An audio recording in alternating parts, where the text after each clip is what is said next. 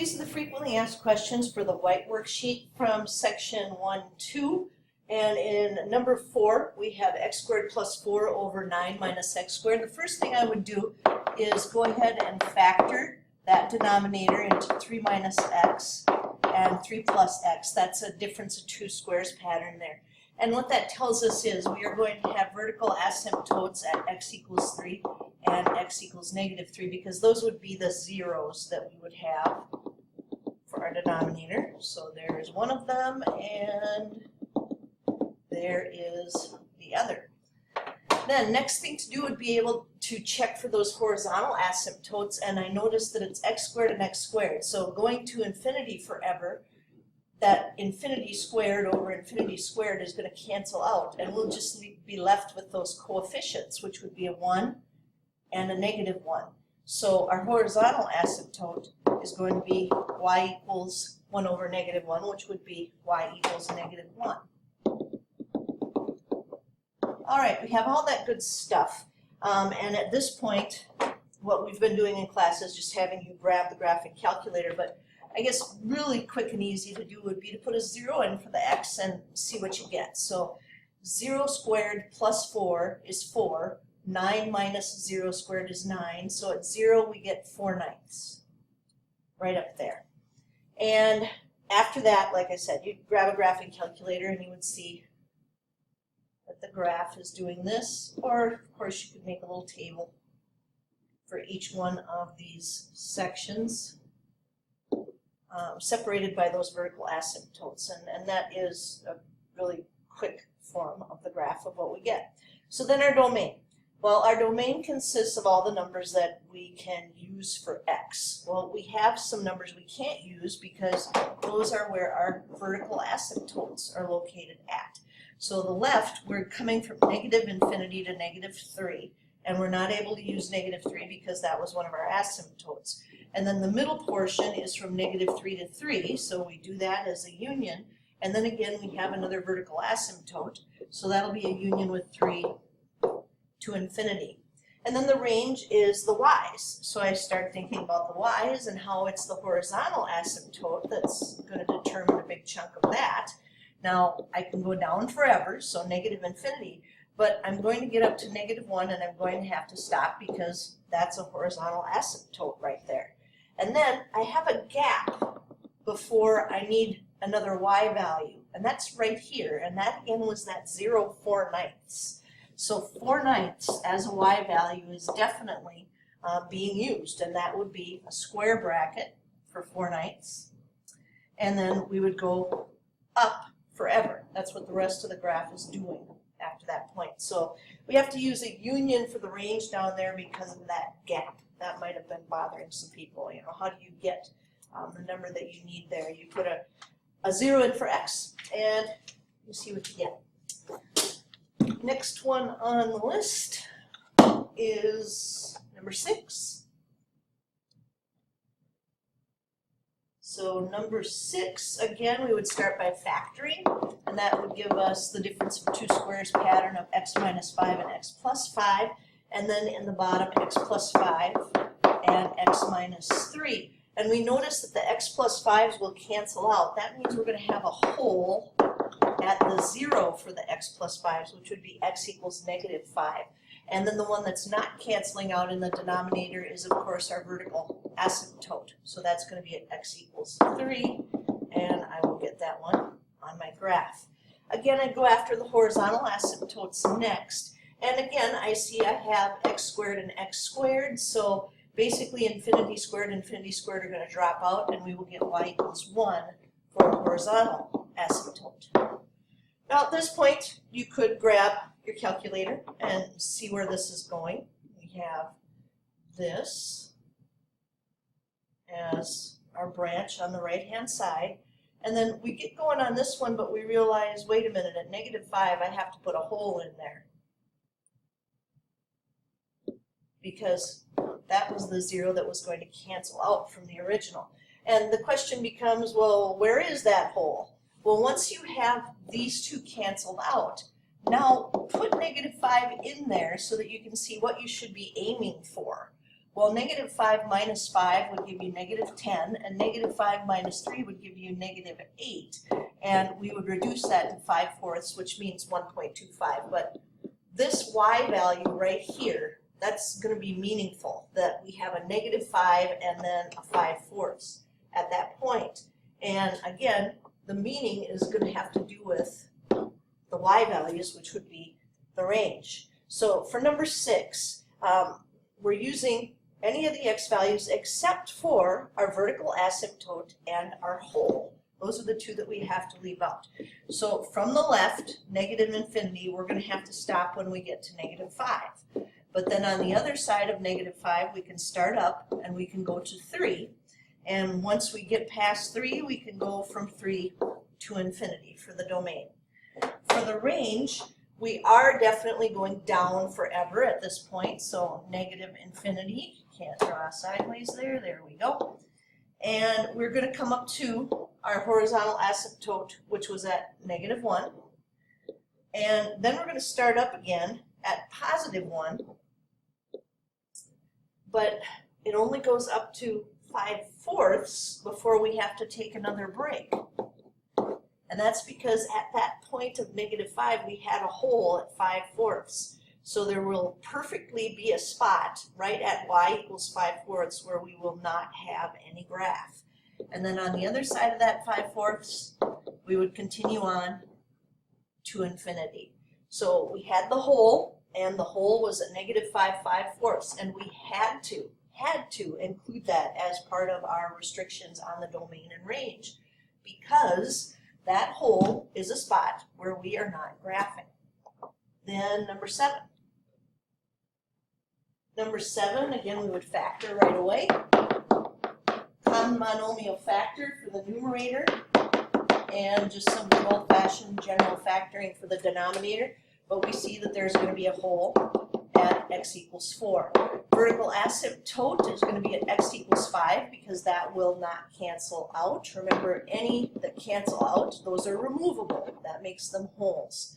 And then we take a look for the horizontal asymptote and realize that this x to the first is like infinity to the first when we go to the right forever, and this would be infinity squared. And if we cancel that out, we're going to have 1 over infinity. And as we continue on with infinity, it's going to get closer and closer to 0. So our horizontal asymptote would be y equals 0. All right, now at this point, you'd probably grab yourself a graphing calculator, and we would get this branch, and we would start graphing this branch, but realize that we have a hole at positive 4. So we want to know, well, where is that hole going to be graphed at? Where is it supposed to be? So we cancel these out, and we put in the 4. And we'll get 3 over 4 minus 5, which is negative 1. So that'll give us negative 3. So this is where we want a hole, is right there. And again, you need to keep track of that point for when you talk domain and range. That's at 4, negative 3. So our domain, we are coming from the left forever, negative 4. We have to stop at 4 because we have our vertical asymptote. And actually, we better back that up a step because we need, yeah, we've got 4, not a vertical asymptote. I misspoke. That's the hole. All right, so there's our hole, and then we get on the other side, and that's where we go to the vertical asymptote at 5, and then the union with 5 to infinity. So we're leaving out the holes and the vertical asymptotes with the domain. With the range, we leave out the holes and the horizontal asymptotes. So from down in the basement, we come up and we have to stop at negative 3 for the y's because there's a hole there. But if we get on the other side of negative 3, we can go up to 0, and that's where our horizontal asymptote is. We jump over that 0, and we'll go on forever in the positive direction. So vertical asymptotes affect our right and left, which is our domain, and then our up and down come from our range. Next one on your list was number 9.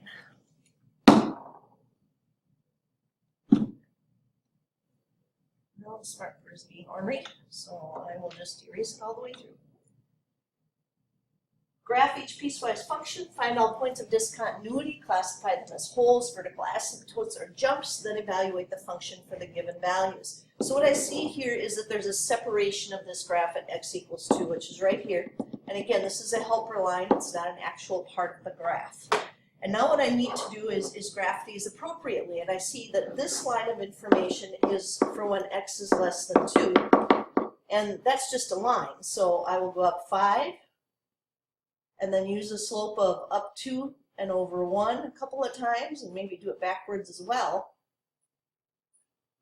But realizing that I have to pause to determine whether or not I should have an open or closed dot at 2, at x equals 2. And this one's going to have to be open, and that's because it does not have an equals bar underneath that top line. The second line of information says when x is greater than or equal to 2, we're to graph x squared. Well, normally we'd graph 0, 0, and 1, 1, but that's on the wrong side of the line. So we can think of starting at 2, 4, and because that does have an equals bar, we actually will start at 2, 4, and then 3, 9, and on up with a curve. So there is the graph that we need. Points of discontinuity, well, we've got a jump here. That jump occurs at x equals 2, so that is not removable. It is not a hole. So it is non-removable, and it is a jump at x equals 2. Then the second part asks us to find f of 0. What that means is, go back up here and figure out which one of these you would use if your number was 0.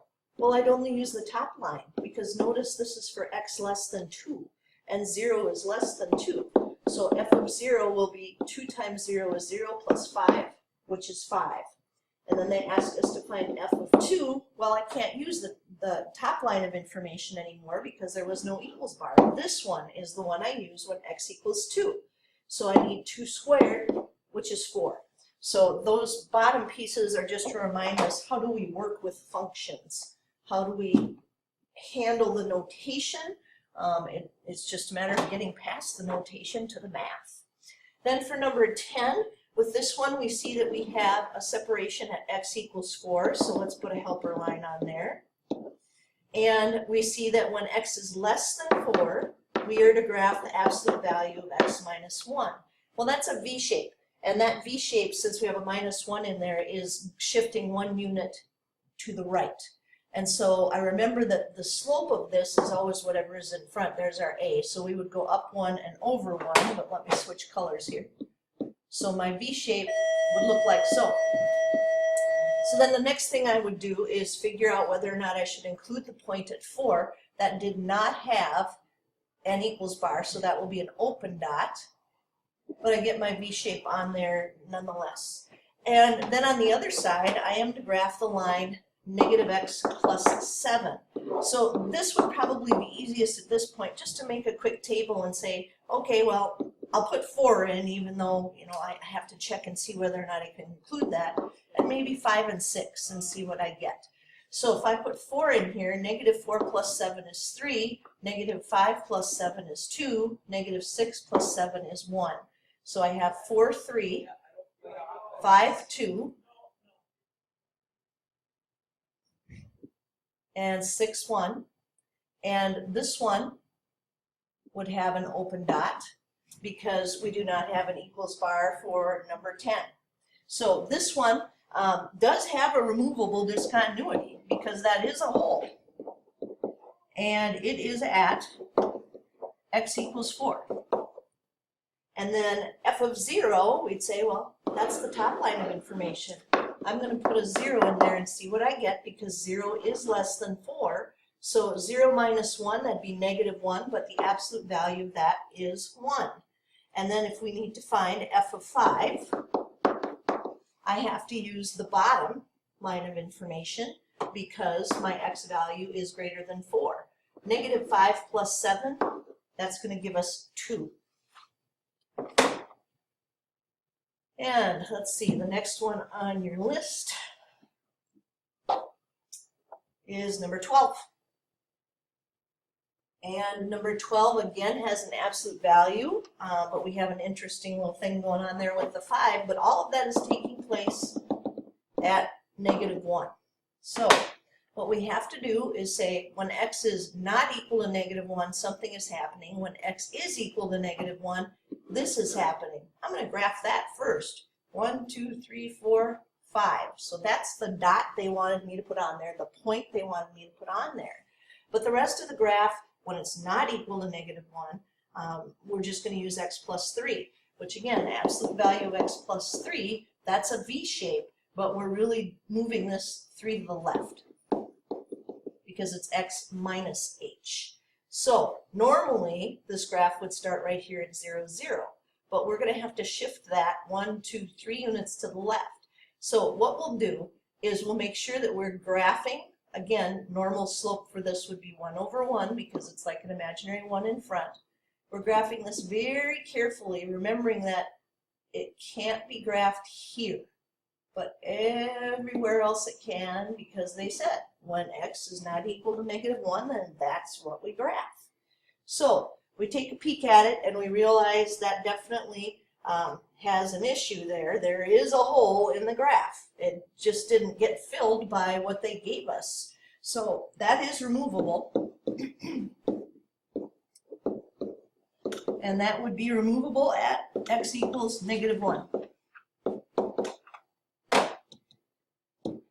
All right, so remove a hole at x equals -1, and then we are to find f of -1 and f of -3.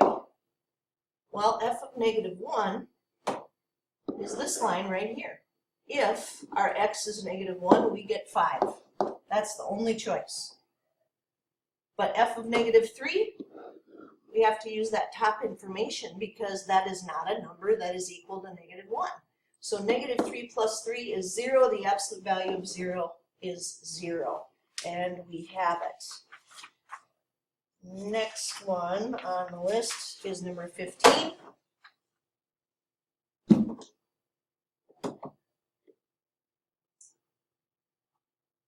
Number 15, ooh, look at that one. All right, so what I want to do is go ahead and factor my denominator on number 15, which is x plus 3 and x minus 1. And notice that for that graph, I'm going to have a hole at x equals -3, and I'm going to have a vertical asymptote at x equals 1. However, what I have to also look at is that's not the entire graph. I can see here that at 0, there's going to be a split. And might as well take care of the absolute value one first. When it's less than 0, we have the absolute value of x plus 4. Well, again, it's x minus h, so that means we're moving 4 to the left, and then a slope of 1/1. So there's our graph, and this does not have an equals bar, so that means I've got an open dot right there. And then on the other side, I have this hyperbolic function. So if you're thinking, you know, what do I do with that? Could I use my calculator at this point? You could, but we need to remember that this is going to start at 0, and it has a vertical asymptote at 1. So what's going to happen with this is we're going to see this little piece right here. Now, if you're wondering how do you know that, well, put a 0 into the thing. If you put a 0 into it, you get 0, -1. You could also put a half in, and you know that you're going to get pointed down. And then, because the horizontal asymptote for this, the degree on the top is less than the degree on the bottom, it'll be 1/infinity, which means we're going to get a 0 for that. So that'll be y equals 0 for the horizontal asymptote. So that's what we have so far. And then they want to know about those points of discontinuity. And we actually have a couple here. We have a non-removable jump at x equals 0. And then we have an infinite discontinuity. That's our vertical asymptote. And again, they want us to find a couple of numbers here, a couple of values. So f of -2 and f of 0. Well, f of -2 is less than 0, so we put -2 in here. -2 plus 4 is 2. The absolute value of that is 2. 0 can be used in the top portion only of this graph. And if we put 0 in here, well, we already know what we're going to get. We're going to get -1. But if you didn't know that, put a 0 in for all your x's. 3 over -3 is -1. So that actually kind of helps with the graph a little bit there. So those are the values. Number 16. There we go. 16, we have actually 3 different spots that we're looking at here. Here is -2, and here is +2.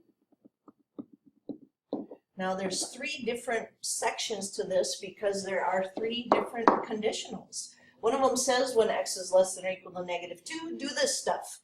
The middle piece from -2 to 2, just graph 5. And then the bottom is for x is greater than or equal to 2. So let's just do this as we read it. Now again, because I have to be less than or equal to -2, I might just make a little quick table here and get a couple of points and go from that. So -2 plus 8 is 6, -3 plus 8 is 5.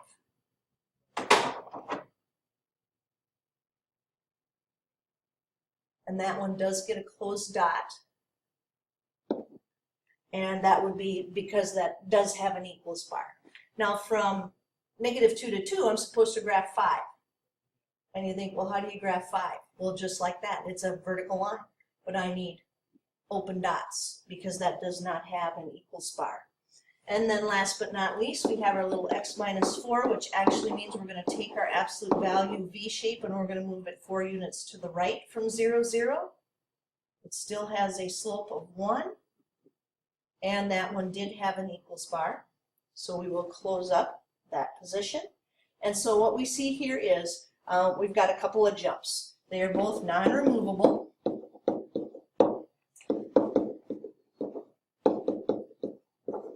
The first one is at x equals -2, and the second one is at x equals 2. And then we have f of -6 and f of 5. Well, f of -6 is less than or equal to -2. -6 plus 8 is 2. F of 5, sorry, dropped my eraser there.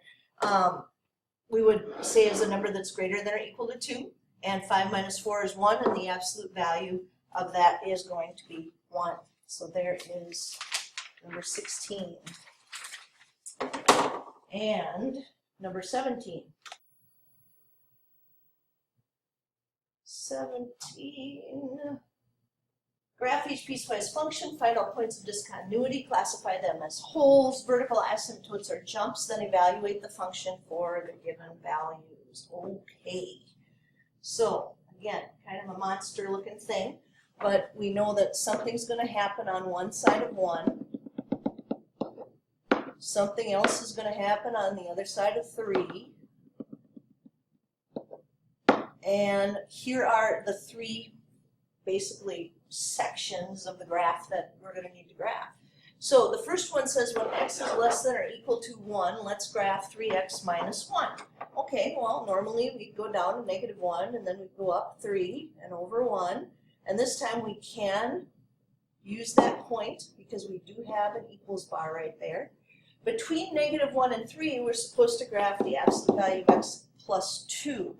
Now, the location of the plus 2 is important because it's behind those absolute value bars, and that tells us that this is going to be shifted up 2 units. So our normal absolute value graph would start at 0, 0. This one's going to start at 0, 2, and then it would have a slope of 1 over 1. So the graph itself for this middle piece right here would look like so.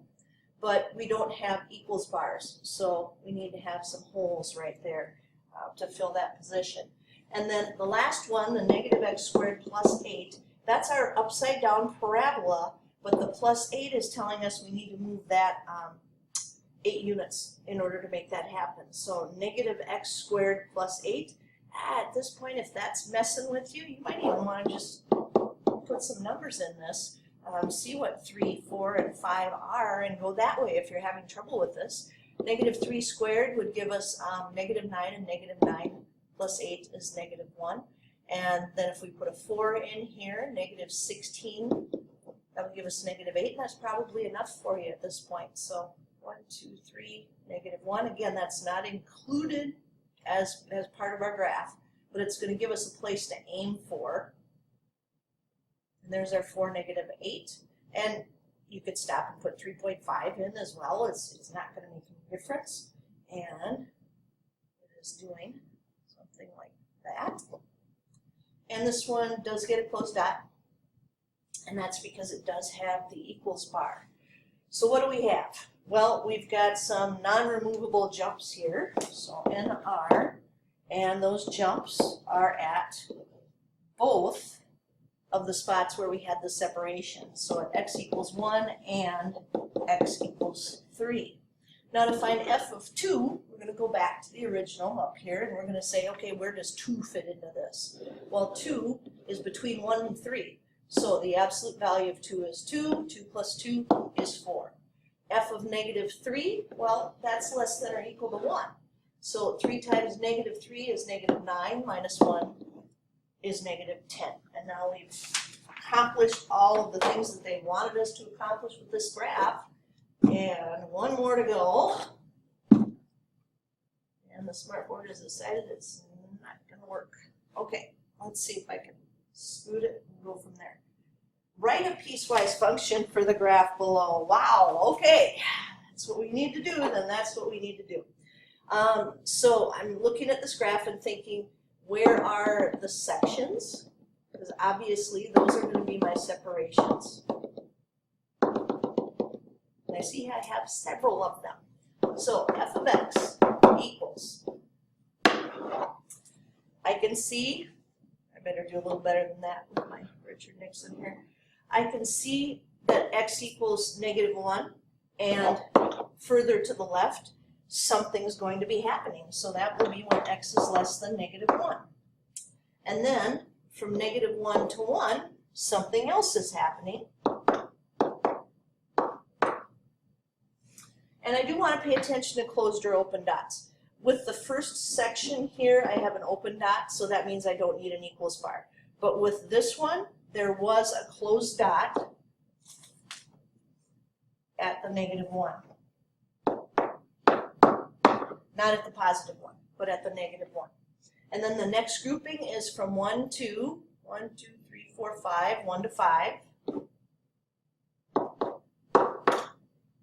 And I notice the first one has a closed dot, but at 5 it does not.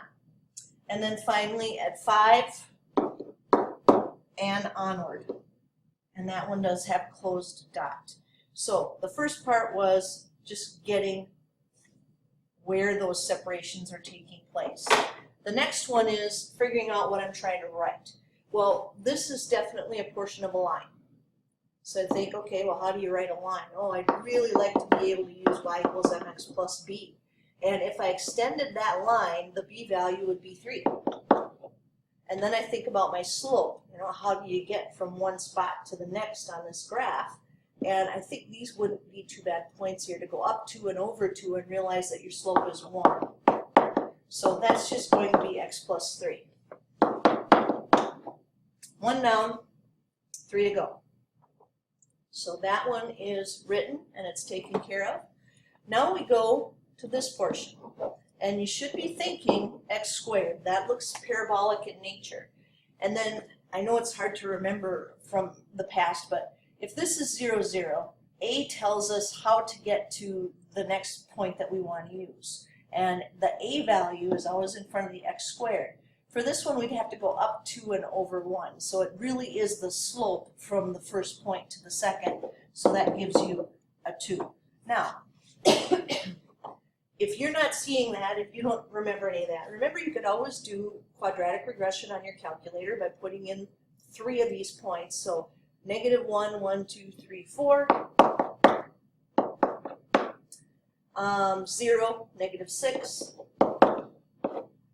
And 1, negative 4. I'm doing this by hand and then I ran out of space big time. So the other thing to do would be to remember that is our general form equation for parabolas. And we could say, you know what, I'm going to put one of these in for x and y. I can use this as h and k because that pretty obviously, that 0, -6 was my value for my vertex. So that would give us -4 equals a times 1 minus 0 squared minus 6. So -4 will equal 1 squared. All right, so I showed you how to get the 2x squared for this, but it needs to go 1, 2, 3, 4, 5, 6 units down. So that will be 2x squared minus 6. And again, we have a closed dot, so that means we need an equals bar at -1, but we have an open dot at +1, so we don't put an equals bar there. Now we get to the next piece and we see that that's just a horizontal line, and that's fantastic because that's the line y equals -1. So -1 between 1 and 5 with a closed dot at 1 and an open dot at 5. And then the last one would be figuring out an equation for this line. And what you want to do is just pick a couple of points that are on that line. So 1, 2, 3, 4, 5, 3 would be a good one. And it looks like 7, 2 would be another one. Find your slope. 2 minus 3 is -1. 7 minus 5 is 2. So a slope of -1/2. And I think I'll just use this point and this slope into the point slope formula. So y minus 3 equals -1/2 times x minus 5. Y minus 3 equals -1/2 x plus 5 halves. And then we would add 3 to both sides. So -1/2 x plus 3 would be the same thing as 6 halves. So that'll be plus 11 halves. So the very last one here will be -1/2 x plus 11 halves. And that should finish that one up.